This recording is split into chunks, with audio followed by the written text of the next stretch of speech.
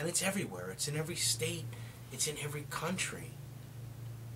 The globalists are the reason why there's all this unrest. There's a reason why everyone's out of work.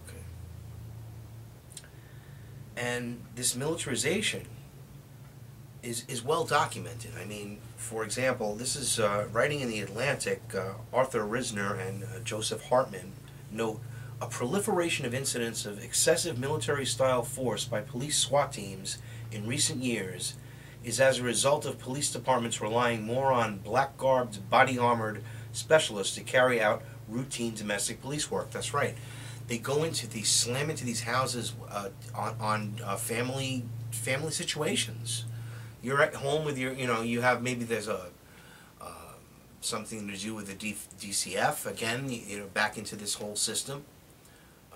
Children and Family Services, there's so much corruption and evil in there, it's unbelievable. But they sometimes come in in full riot gear and terrorize you and try to intimidate you. It's absolute psychological warfare, and it's done right in front of your face. Nobody notices it. I mean, you'd notice it and you'd understand if it happened to you. Oh yeah.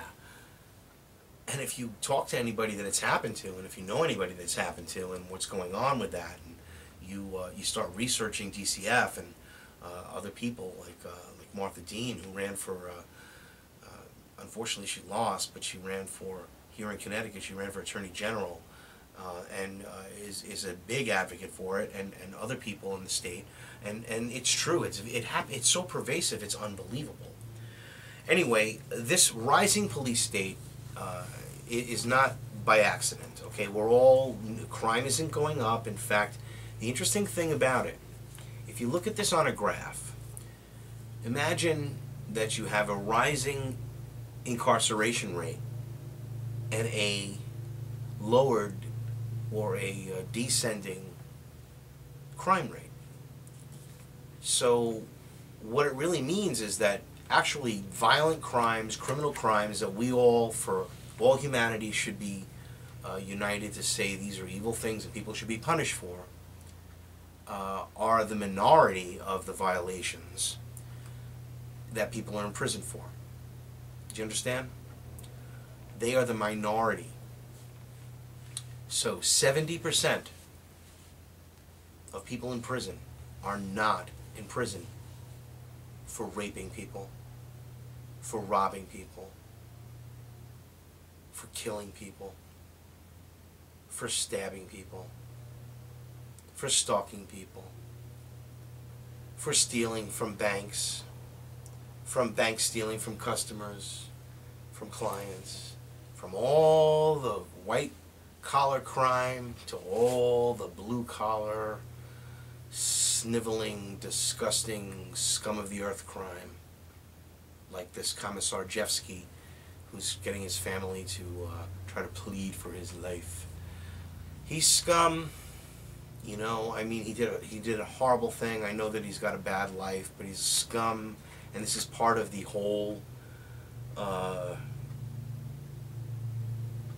system that this social decay, dissolution of family. He had crazy parents. They were insane, like religious, or so that he says. And, I mean, you don't know how much these stories are true. I mean, he just did an evil thing. I don't care how bad his parents were. I don't care. I mean,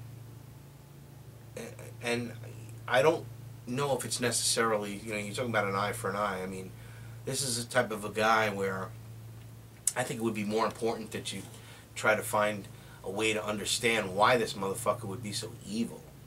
I mean, was he possessed? I mean, why would he do something so evil? Like to rape these two little girls and their mother and burn them, tie them up on a bed, and pour gasoline on them and light them on fire. Can you imagine that? What could possess somebody to do that? I mean, really, think about it. For what, a couple of bucks? Really? Even 20 grand or whatever it was? Can you imagine that?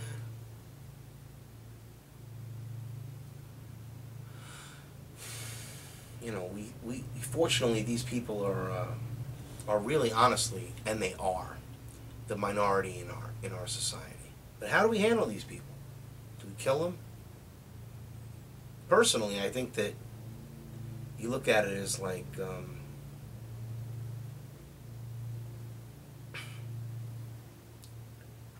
part of you wants to kill them real bad, and then you try to analyze that whole thing, and it's like this.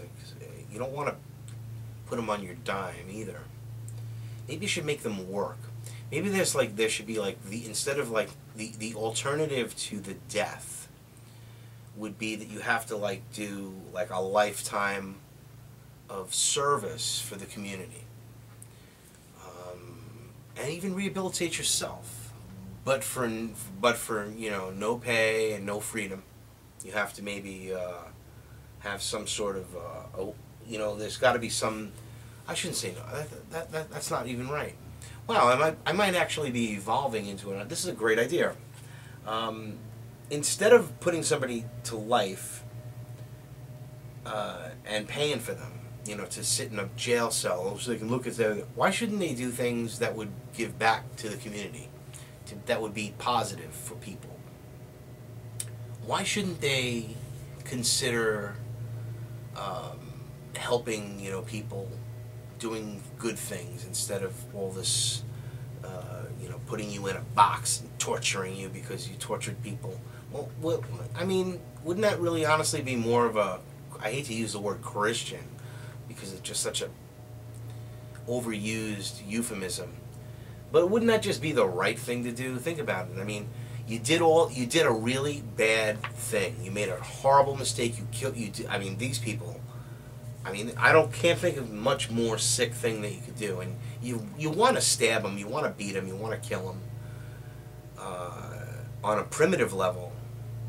But do you really want to do that? Do you really want to just put them in the chair, strap them in there, and zonk them or stick them with a needle? I don't know. I think about it lately. I mean, before I was awake, before I came to all these understandings, I was like very, very,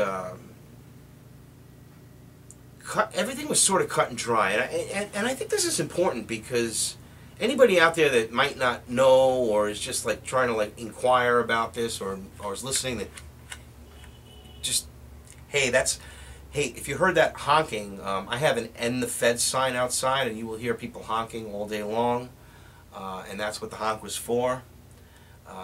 Unless, of course, they have internet radio, and they might. But I think it's more like my "End the Fed" sign outside.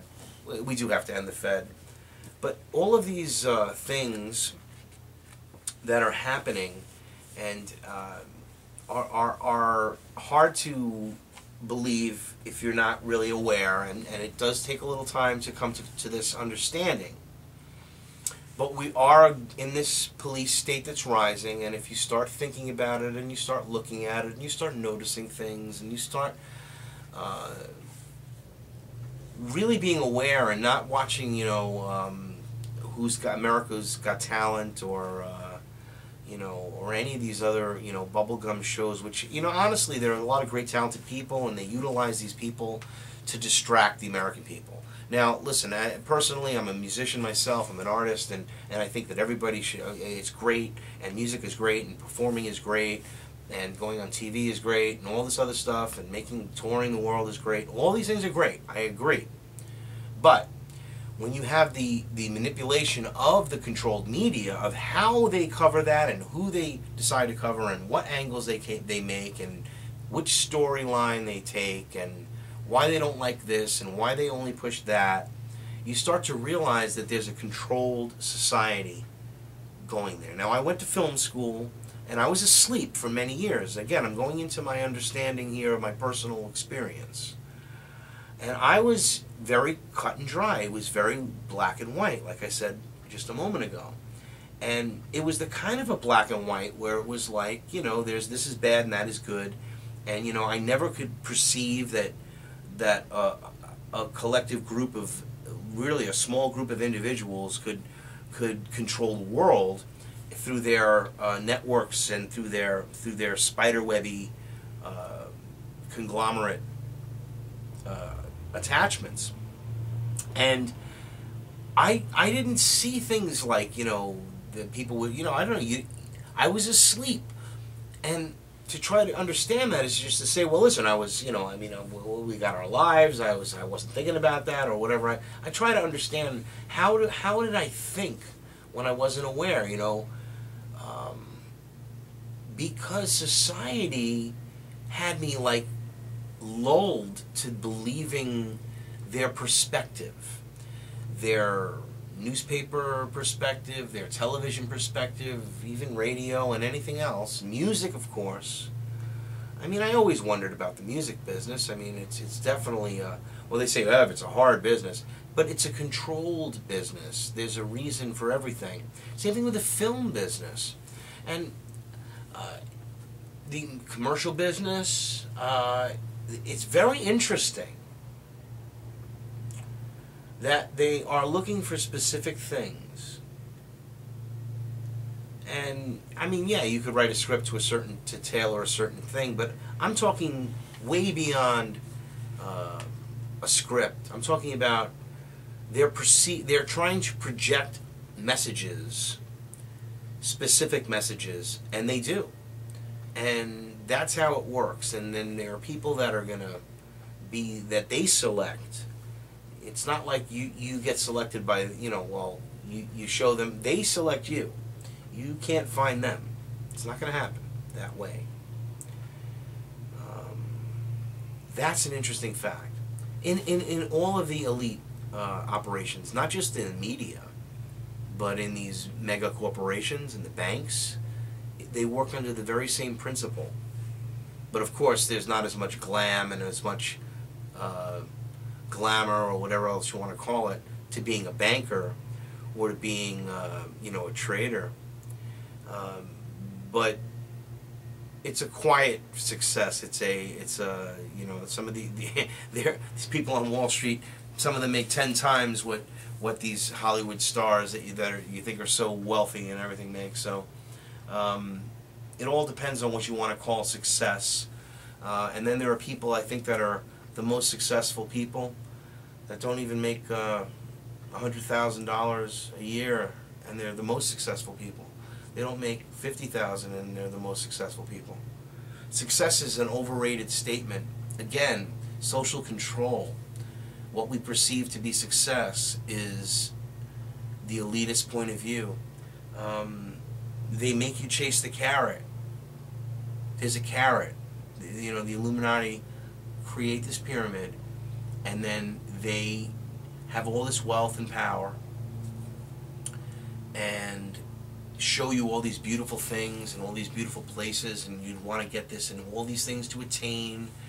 Remember, lifestyles in the rich and famous and all these other things. They make society, they show everybody having these upwardly mobile things to chase that carrot. A carrot that you're never actually gonna catch.